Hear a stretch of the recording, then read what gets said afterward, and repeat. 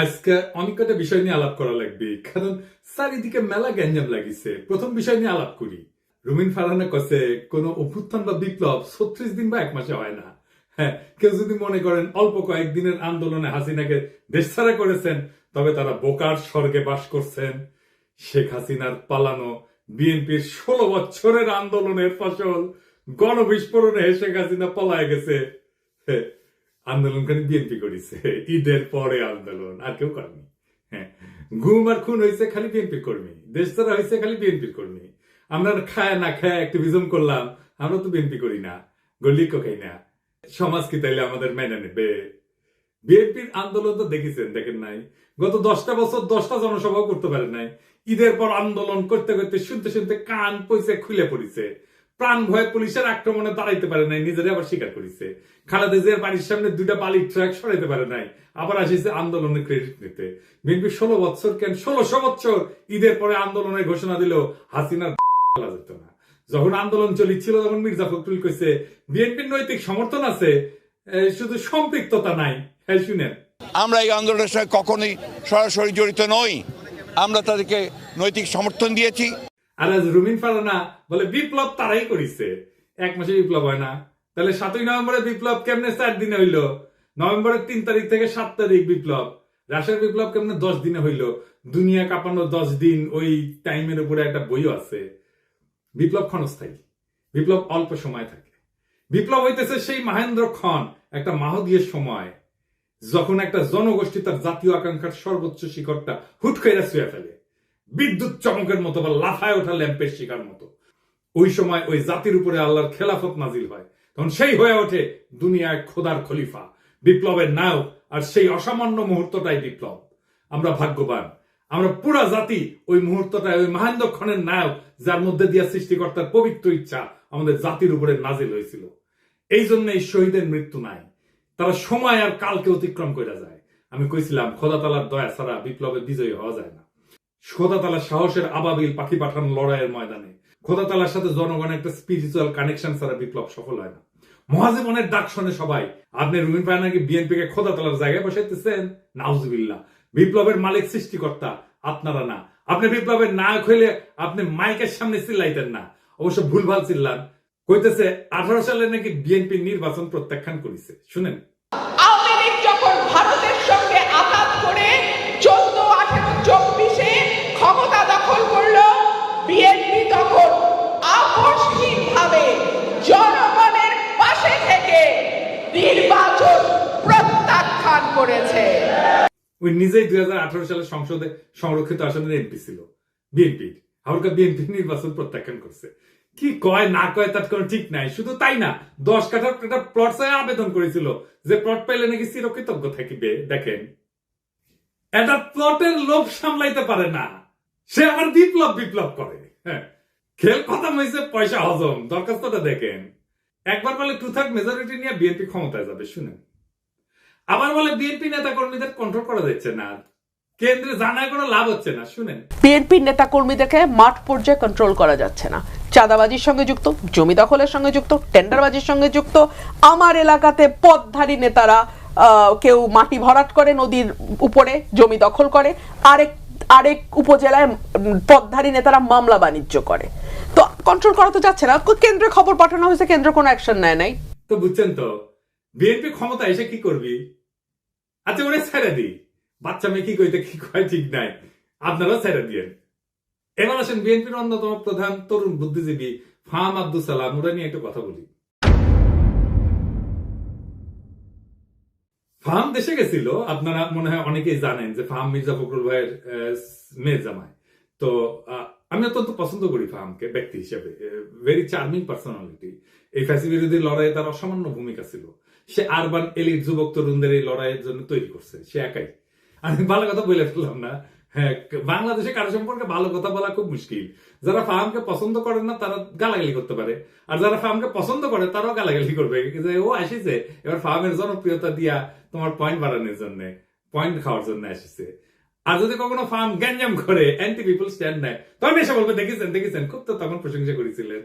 যাই হোক, এটা বলে রাখলাম যে ফাহাম আমার এলাই না, এখন রাজনৈতিক মিত্র না। কারণ ফাহাম বিএনপির যে স্ট্যান্ড নিছে, যেটা আপলোড করে, সেটা করেও সম্পর্ক রাখা যায় ভিন্ন মতের মানুষের সাথে, কিন্তু ফার্ম সেটা রাখবে না বলে সিদ্ধান্ত নিছে, এটা কোনো সমস্যা নাই, অ্যাবসলিউটলি ফাইন। ফার্ম সম্পর্কে এত কথা বললাম যে আমাকে তাকে রেফার করে কথা বলতে হবে, সেই জন্য বলে নিলাম আর কি। কারণ সেও বলছিল যে এই লড়াইয়ে যারা ছিল তারা তার ভাই ব্রাদার বলছে, তো সেটা আমার তরফ থেকেও এখন এটা বলে নেওয়াটা ভালো। তো ফান দেশে গেল, সেই সময় ছাত্রদের নিয়ে বসেছিল, বলছিল সম্ভবত একটা টিভি শোতে যে ছাত্ররা বিএনপির সাথে অ্যালাই করলে ভালো করবে, এটা তাদের বেটার সিকিউরিটি দেবে।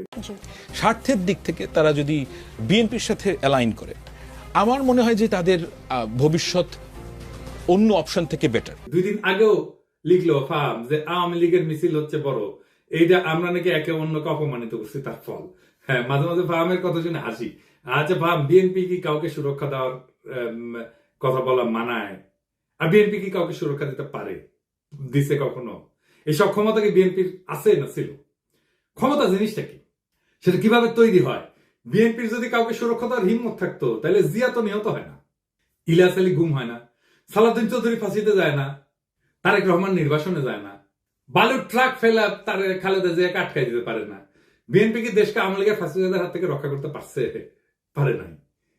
বাংলাদেশের সবচেয়ে বড় রাজনৈতিক দল হয়েও অগাস্ট বিপ্লবের নেতৃত্ব দিতে পারে নাই। এই বিএনপি আগামীতে ক্ষমতায় যাইতে পারে, কিন্তু এই ক্ষমতা সে রাখতে পারবে না, কারণ ক্ষমতা বিষয়টাই সে বুঝে না।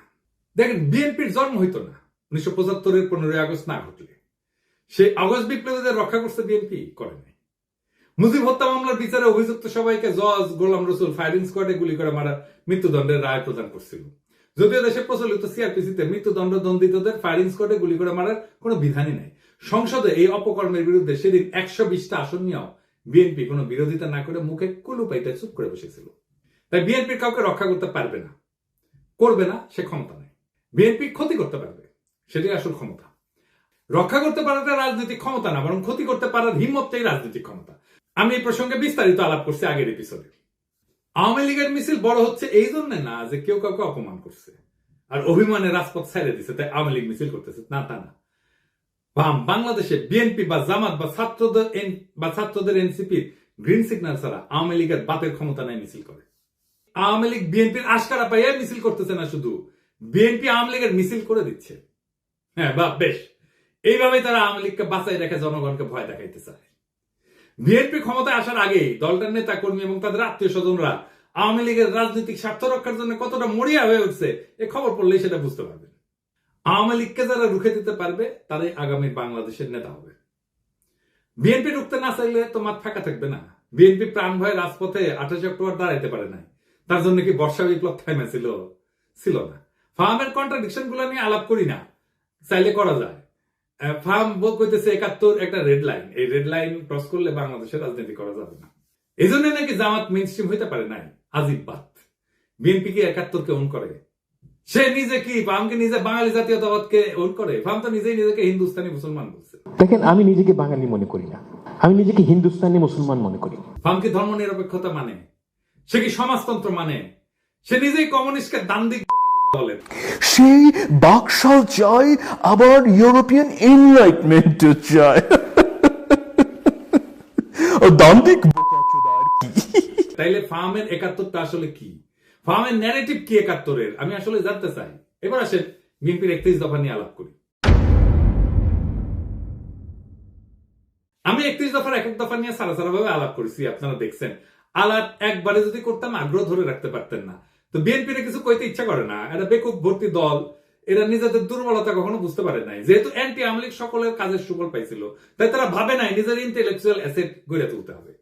এখন পরিচয় গাড্ডায় আওয়ামী আমলের কোন ন্যারেটিভ তৈরি করতে পারেন নাই, একটাও না। আপনি দেখাইতে পারবেন না একটা ন্যারেটিভ তৈরি করছে, নিজেদেরকে রক্ষা করতে পারেননি ন্যারেটিভ তৈরি করে। আর এইটা যে তাদের দুর্বলতা, এটা কোনোদিন খতায় দেখে নাই। গাড়বেলি করে মাস্তানি হয়, রাজনীতি হয় না। রাজনীতি সিরিয়াস বিষয়, ক্ষমতা মাফিয়াদেরও থাকে। যাই হোক, আজকে 2টা দফা নিয়ে আলাপ করবো বিএনপির 31 দফা। তার আগে কয়ে নেই, রাজনৈতিক দফার সংখ্যা কম হইতে হয়। আমি চ্যালেঞ্জ দিয়ে বলতে পারি, বিএনপি স্ট্যান্ডিং কমিটির প্রত্যেককে আলাদা কইরা 31 দফা লিখতে বলেন, পারবে না, একজনও লিখতে পারবে না 31টা দফা। আপনি বিএনপির কর্মী হন, নেতা হন, নিজে লেখেন, এটা এপিসোড বফ করে নিজে লেখেন, পারবেন না। আমি চ্যালেঞ্জ দিলাম, পারবেন না। আপনি নিজে যার রাজনীতি করাটাই কাজ, যে পারেন না নিজের দফাটা নিজে লিখতে, মনে রাখতে। পাবলিকের বাপের ধন কি সাপে খাইছে যে সে মনে রাখবে? তা ঠেকা পড়ছে। আসেন দেখি রাজনৈতিক কর্মসূচি অল্প দফায় কেন হইতে হয় সেটা একটু আলাপ করি। এক নম্বর কারণ সহজবোধ্যতা। অল্প দফা থাকলে জনগণ সহজে বুঝতে পারে কি দাবি করা হচ্ছে, বেশি দফা থাকলে মেসেজ জটিল হয়ে যায়, সেই জন্য সাধারণ মানুষের মনোযোগ হারানোর ঝুঁকি বাড়ে। 2 নম্বর, মোবিলাইজেশন সহজ হয়। কম দফা মানে একটা বা দুইটা মূল দাবির পিছনে জনগণ জোরালো ভাবে ঐক্যবদ্ধ হইতে পারে, আন্দোলনের শক্তি বাড়ে। 3 নম্বর, কৌশলগত চাপ সৃষ্টি করা যায়। সরকার বা বিরোধী শক্তির উপর চাপ তৈরি করার জন্য স্পষ্ট এবং নির্দিষ্ট দাবি থাকা জরুরি। বেশি দাবি দিলে কোনো দাবি নিয়ে সুনির্দিষ্টভাবে চাপ তৈরি করা যায় না। গতি বজায় রাখা। কম দফার কর্মসূচি আন্দোলনের গতি এবং ফোকাস বজায় রাখে। লম্বা তালিকা মানে প্রত্যেকটা বিষয় আলাদা করে ব্যাখ্যা লাগবে, যা সময় ক্ষেপণ করে। 5 নম্বর হইতেছে সংবাদ মাধ্যমে সহজে প্রচার। মিডিয়া ছোট স্পষ্ট বার্তা প্রচার করতে পছন্দ করে। অল্প দফায় আন্দোলন সহজে শিরোনাম হয়। আমি এটা বললাম আন্দোলন এই কারণে, কারণ তারা কিন্তু 31 দফা আন্দোলনের সময় করছে, বিপ্লবের পরে করে নাই, সেজন্য আন্দোলনের কথা বললাম। আমাদের সফল আন্দোলনগুলো দেখেন, রাষ্ট্রভাষা বাংলা চাই 6 দফা। এরশাদ বিরোধী আন্দোলনের 1 দফা, 1 দফা 1 দাবি, এরশাদ তুই কবে যাবি। হাসিনা খাতা আন্দোলনের 1 দফা। এমনকি বিএনপি যে 4 দলীয় জোটের 5 দফা ছিল 2001 সালের নির্বাচনে, দুর্নীতিমুক্ত প্রশাসন, সুশাসন, আইন শৃঙ্খলা উন্নয়ন, এই সমস্ত। তারপরে দফা বাড়তে থাকে। 2018 সালে বিএনপির ঐক্যফ্রন্টের দফা হয় 7 দফা আর 11টা লক্ষ্য। এই হইতেছে বাম ইনফ্লুয়েন্স। দাবি ঢুকাইতে দিতে হবে টাইসা। মানুষ পড়লো কিনা শুনলো কিনা ভাবাভাবি নেই। আসেন 31 দফার 2 নম্বর দফা নিয়ে দেখি। তারা কইতেছে বাংলাদেশে গণতন্ত্র, ভোটাধিকার পুনঃপ্রতিষ্ঠা এবং স্বচ্ছ গণতান্ত্রিক প্রক্রিয়াকে স্থায়ী, সাংবিধানিক এবং প্রাতিষ্ঠানিক রূপ দেওয়ার লক্ষ্যে একটা নির্বাচনকালীন দল নিরপেক্ষ তত্ত্বাবধায়ক সরকার ব্যবস্থা প্রবর্তন করা হবে। ভালো কথা, কিন্তু প্রশ্ন হইতেছে তত্ত্বাবধায়ক সরকার তো বিএনপি প্রবর্তন করেছিল, তাই না? আইন কইরা 96 সালে তো টিকলো না কেন? আবার আইন করবে, টিকবে না। মানে আমরা চক্রাকারে একই সমস্যার আবর্তে ঘুরপাক খাবো নাকি বারে বারে? আবার যে বাতিল হবে না তার নিশ্চয়তা কি? জনগণ চায় একটা নিরপেক্ষ নির্বাচন, অবাধ স্বচ্ছ নির্বাচন, নেতা নির্বাচনের স্বাধীনতা। এটা কিভাবে নিশ্চিত হবে? বিএনপি তো বিচারপতির বয়স বাড়ায় নিজেদের পছন্দ মতো লোককে তত্ত্বাবধায়ক সরকারের প্রধান বানাতে চেয়েছিল 2006 সালে, জানেন তো? 2007 সালের জানুয়ারিতে যে সাধারণ নির্বাচন পরিচালনা হবে সেটার জন্য তত্ত্বাবধায়ক সরকার গঠিত হওয়ার কথা ছিল। তার প্রধান উপদেষ্টা হিসেবে বিচারপতি KM হাসানকে নিয়োগ করা হয়। উনি একসময় বিএনপির কেন্দ্রীয় নেতৃত্বে ছিলেন। তৎকালীন আওয়ামী লীগের মতে KM হাসান যাতে তত্ত্বাবধায়ক সরকারের প্রধান উপদেষ্টা হইতে পারে, সেই জন্য বিএনপি সংবিধান সংশোধন করে বিচারপতির অবসর গ্রহণের বয়সসীমা বাড়াই দিয়েছিল। গ্যাঞ্জাম বাঁধে এই নিয়ে, আবার গ্যাঞ্জাম বাঁধবে। এই দফা দিয়ে কি অবাধ সুষ্ঠু নির্বাচন করা যাবে? যাবে না। নিশ্চিত করা যাবে? যাবে না। এমনকি এই সিস্টেম টিকবে না, আগেও টেকে নাই। তাইলে এই দফা কি চিন্তা ভাবনা কইরা বানাইছে? আচ্ছা, 4 নম্বর দাবিতে কি বলিছে? পরপর 2 টার্মের অতিরিক্ত কেউ প্রধানমন্ত্রীর দায়িত্ব পালন করতে পারবে না। ভালো কথা, খুবই ভালো কথা। কি মনে হয় এটা পইরা? পরপর 2 টার্মের বেশি কেউ প্রাইম মিনিস্টার দায়িত্ব পালন করতে পারবে না। এটা বিএনপি অনেকবার বলছে, কিন্তু আমরা যাতে আমেরিকায় দেখি এইটাই সংবিধান সংস্কার কমিটি প্রস্তাব করছে। এখন বিএনপি কইতেছে প্রধানমন্ত্রী পদে দাঁড়ান 2 মেয়াদের বেশি কেউ থাকতে না পারলেও একবার বিরতি দিয়া আবার প্রধানমন্ত্রী হইতে চাইলে সেই সুযোগ থাকতে হবে। মানে পরপর 2 টার্ম থাকবে, তারপরে 1 বছর অন্য কেউ হবে, তারপরে আবার কেউ 2 টার্ম এসে থাকবে। মানে বুঝছেন তো, পরপর 2 টার্ম থাকার পরে 1 টার্ম প্রেসিডেন্ট হবে, তারপর আবার 2 টার্ম প্রাইম মিনিস্টার হবে, তারপরে 1 টার্ম প্রেসিডেন্ট হবে। মানে চালাকি শুরু হয়ে গেছে, ভাবছে কেউ বুঝতে পারবে না। যেই মাত্র ক্ষমতায় আসা দেখতে পারতেছে তখনই চোখ উল্টাই দিচ্ছে বিএনপি। যখন ক্ষমতা থেকে দূরে তখন কত ভালো ভালো কথা দেখিস, কি সুন্দর চান্দ দিছে, এখন আর চিনে না। আসেন, কেন পরপর 2 বার রাষ্ট্রের প্রধান নির্বাহী হওয়া ঠিক না? এর পিছনে দার্শনিক ভিত্তিটা কি? পরপর 2 টার্ম রাষ্ট্রের নির্বাহী থাকা ঠিক না কেন? এর মূল উদ্দেশ্য হইতেছে 1 নম্বর, ক্ষমতার অপব্যবহার রোধ করা। দীর্ঘ সময় ধরে একই ব্যক্তি ক্ষমতায় থাকলে স্বৈরতান্ত্রিক প্রবণতা তৈরি হয়, নিজের ক্ষমতা পাকাপোক্ত করতে শুরু করে, জনগণের বদলে নিজের দল বা নিজের শক্তিকে রক্ষা করে। একই জিনিস ঘটছে হাসিনার ক্ষেত্রে। 2 নম্বর, নতুন নেতৃত্বের সুযোগ সৃষ্টি হয় না। নিয়মিত নেতৃত্বে পরিবর্তন মানে নতুন চিন্তা, নতুন দৃষ্টিভঙ্গির আগমন। 3 নম্বর, রাষ্ট্রীয় প্রতিষ্ঠানের স্বাধীনতা রক্ষা। একজন দীর্ঘদিন ক্ষমতায় থাকলে বিচার বিভাগ, নির্বাচন কমিশন, পুলিশ ইত্যাদি তার হাতে জিম্মি হয়ে যেতে পারে, যেটা হাসিনার আমলে হয়েছিল। 4 নম্বর, গণতন্ত্রের প্রাণবন্ততা বজায় রাখা। জনগণ যাতে মনে করে রাষ্ট্র তাদের, কোনো ব্যক্তির না, এই অনুভূতি বজায় রাখা দরকার। এবং দীর্ঘকালীন শাসনের বিদ্রোহ কিন্তু অবশ্যম্ভাবী হয়ে ওঠে, কারণ ক্ষমতা কেন্দ্রীভূত হয়ে পড়ে। যখন এক ব্যক্তি বা গোষ্ঠী দীর্ঘদিন রাষ্ট্রের নেতৃত্ব থাকে, তখন তারা সমস্ত শক্তি নিজেদের হাতে কক্ষিগত করে। আইনের শাসন দুর্বল হয়, বিচার ব্যবস্থা পক্ষপাতদুষ্ট হয়, সেনাবাহিনী, প্রশাসন ব্যক্তি বিশেষের গোলাম হইয়া পড়ে। জনগণের স্বাভাবিক চাহিদা, ন্যায় বিচার, সমান অধিকার, জীবনের নিরাপত্তা, এই সমস্ত পদদলিত হয়। একই জিনিস আমরা দেখছি হাসিনার আমলে। দেখেন, এই যে ঘটনা, এটা তাত্ত্বিক ভিত্তি কি, যে কেন প্রধান নির্বাহী বেশি দিন থাকতে পারবে না। তাত্ত্বিকভাবে এটা দাঁড়ায় আছে কয়েকটা বড় চিন্তার উপরে। এক নম্বর হচ্ছে ডেমোক্রেটিক রোটেশন, বা এটাকে বলা যেতে পারে গণতান্ত্রিক চক্র। জন লক, মন্তেস্কু এই দার্শনিকরা বলছিলেন ক্ষমতা স্বাভাবিকভাবে দুর্নীতির দিকে ধাবিত হয়, তাই নিয়মিত ক্ষমতার হাত বদল জরুরি। আরেকটা তত্ত্ব হচ্ছে ন্যাচারাল ডিকে অফ পাওয়ার, মানে ক্ষমতার স্বাভাবিক ক্ষয়। টকভিল উনি বলছেন একজন নেতা যত বেশি সময় ক্ষমতায় থাকে তত সে জনগণের আসল চাহিদা থেকে বিচ্ছিন্ন হয়ে পড়ে। আর 3 নম্বর হইতেছে জেনারেশনাল রিনিউয়াল, নতুন প্রজন্মের আবির্ভাব তত্ত্ব। রাষ্ট্রের সেবা করার সুযোগ নতুন নেতৃত্বকে দিতে হবে, না হইলে রাষ্ট্র সময়ের সাথে সাথে পিছায় যাবে। যদি একজন নেতা 2 মেয়াদে চালায় যায়, তারপর এক টার্ম বিরতি নিয়ে আবার প্রার্থী হয়, তাহলে মূল উদ্দেশ্য ব্যাহত হয়। কেন ব্যাহত হয়? 1 নম্বর, ক্ষমতার নেটওয়ার্ক নষ্ট হয় না, যেটা তৈরি হয়েছিল। যে নেতা টানা 2 মেয়াদ চালাইছে তার সময়কালে প্রশাসন, বিচার বিভাগ, পুলিশ, মিডিয়া, ব্যবসায়ী গোষ্ঠী সব স্তরে স্তরে অনুগত এক ধরনের নেটওয়ার্ক তৈরি হয়। একটা বিরতিতেও এই নেটওয়ার্ক বাইসে থাকে, সক্রিয় থাকে। এখন দেখতেছেন না, এখনো হাসিনার লোকজন প্রশাসনে আছে। তো উনি যখন আবার প্রার্থী হয়, এই শক্তিগুলো তাকে সুবিধা দেয়, ফলে নতুন প্রতিদ্বন্দ্বিতা বা নতুন নেতৃত্বের সুযোগ প্রকৃত অর্থে হয় না। 2 নম্বর, জনগণের মনস্তত্ত্ব পাল্টায় না। নেতার ব্যক্তি পূজা বা জনপ্রিয়তার মিথ ভেঙে যেতে সময় লাগে। মাত্র 1 মেয়াদের বিরতি তা ভাঙার জন্য যথেষ্ট না, ফলে পুরনো প্রভাব বজায় থাকে। মানুষ মনে করে ওই লোকটাই আবার ফিরে আসবে। 3 নম্বর, প্রশাসনিক নিরপেক্ষতা থাকে না। নির্বাচন কমিশন, পুলিশ, সরকারি যন্ত্রপাতি তাদের পুরনো বসের জন্য অপেক্ষায় থাকে, ফলে নির্বাচন প্রতিযোগিতামূলক হয় না, গণতন্ত্র দুর্বল হয়। 4 নম্বর হইতেছে নতুন প্রজন্মের নেতৃত্ব বাধাগ্রস্ত হয়। যখন পুরনো নেতা আবার ফিরে আসার সম্ভাবনা রাখে, তখন নতুন নেতৃত্ব উঠে আসতে ভয় পায় বা বাধাগ্রস্ত হয়, গণতন্ত্রের নবায়ন থেমে যায়। তত্ত্বে যতই বলা হোক না কেন, অনেক রাষ্ট্রনায়ক নিয়ম ভেঙে আজীবন ক্ষমতা ধরে রাখার পথ তৈরি করছে। সবচেয়ে উল্লেখযোগ্য 2টা উদাহরণ দিই। ভ্লাদিমির পুতিন টানা 2 টার্ম শেষ হওয়ার পর উনি সংবিধান অনুযায়ী প্রেসিডেন্ট হইতে পারতেন না, তাই নিজের ঘনিষ্ঠ দিমিত্রি মেদভেদেভকে প্রেসিডেন্ট করে নিজে হয় প্রধানমন্ত্রী, কিন্তু রাশিয়া প্রকৃত ক্ষমতা নিজের কাছেই রাখে। 2012 সালে আবার প্রেসিডেন্ট হয়, পরে সংবিধান সংশোধন করে তার মেয়াদের সীমাটা মুছে দেয়। এখন পুতিন 2036 সাল পর্যন্ত প্রেসিডেন্ট থাকতে পারবে, অর্থাৎ প্রায় 4 দশক ধরে। এর ফলাফল কি হয়েছে? রাশিয়া গণতন্ত্র থেকে দূরে সরে গেছে, বিরোধী নেতারা নিশ্চিহ্ন হয়ে গেছে এবং ব্যক্তিকেন্দ্রিক একনায়কতন্ত্র তৈরি হয়েছে। শি জিনপিং, চীন প্রেসিডেন্টের জন্য 2 মেয়াদের সীমা ছিল 5-5-5 10 বছর। শি জিনপিং 2013 সালে প্রেসিডেন্ট হয়। 2018 সালে চীনের কমিউনিস্ট পার্টি সংবিধান পরিবর্তন করে 2 মেয়াদের সীমা তুলে দেয়। এখন শি জিনপিং আজীবনের জন্য প্রেসিডেন্ট থাকার পথ খুলে দিয়েছে। এর ফলাফল কি? চীনে ব্যক্তির চেয়ে পার্টি বড়, এই নীতিগতভাবে লঙ্ঘন করছে। আর চীনে গণতান্ত্রিক কোন নির্বাচন নাই, মত প্রকাশের স্বাধীনতা কঠিনভাবে নিয়ন্ত্রিত। ফলে যখন 2 টার্মের নিয়ম ভেঙে ফেলা হয় বা কোন ছিদ্র রেখা, ক্ষমতা ধরে রাখার রাস্তা রাখা হয়, তখন গণতন্ত্র দ্রুত দুর্বল হয়ে পড়ে, রাষ্ট্র ব্যক্তি কেন্দ্রিক হয়ে যায় এবং জনগণের স্বাধীনতা কাগজে কলমে সীমাবদ্ধ হয়ে পড়ে। আমি মাঝে মাঝে চুপচাপ হয়ে বসে থাকি, ভাবি যে যদি 2028 সাল পর্যন্ত আওয়ামী লীগ থাকতো কি হইতো। নির্বাচনের নাম উচ্চারণ করলেই নীল সাদা ভাই নিশা দাঁড়াইতো দোরগোড়ায়, ঠান্ডা গলায় বলতো চলেন।